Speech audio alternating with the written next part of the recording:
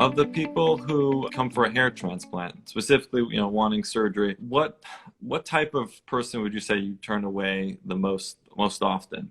Like a certain demographic, or who's not a good candidate Yeah, so of people who actually come in? I would say the most frequent person I'm turning away is a male who's too young and has not tried medicine yet. I think it's really tough when you're 21, 22, and you have a lot of genetic thinning in your family, and you kind of see the future looking at, your father, your grandparents, and you notice early thinning. It's just not appropriate to be transplanting young men who have not tried medicine at all, or have waited at least a little bit longer to see if they can control their thinning, because you're going to end up trapping them in the scenario where you try to please their current issue with their hair thinning and their hairline, and they haven't controlled their hair loss, and they're going to end up in a lifetime situation where they keep trying to control their loss as they can't keep up with it with surgery. So that's probably the most common. There's a lot of body dysmorphia that's tied up in early hairline thinning too, and it's really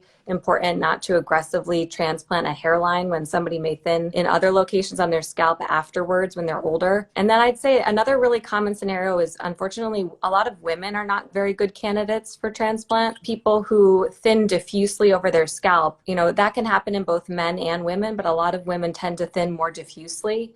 And so if you're gathering grafts that are supposed to be permanent from the back and sides of your scalp, and they're subject to future thinning, it doesn't matter if you gather them and put them in the front or leave them where they are. If they're going to thin, they're going to thin regardless. So you have to really carefully examine people and make sure that they have a stable donor zone, that you can harvest good, solid hair that's going to stay permanent forever. That's another scenario where I often find myself kind of discussing the risks associated and maybe have to turn people away. Right. No, excellent points, especially with the young men. Do you find that too? Very common. Yeah, yeah. I mean, because they freak out, they worry, which is understandable. But yeah, you just have to basically just really educate them and explain that you can't possibly just continue to chase that, and maybe they need to come back at a later time. So I think it makes a lot of sense. I agree with that.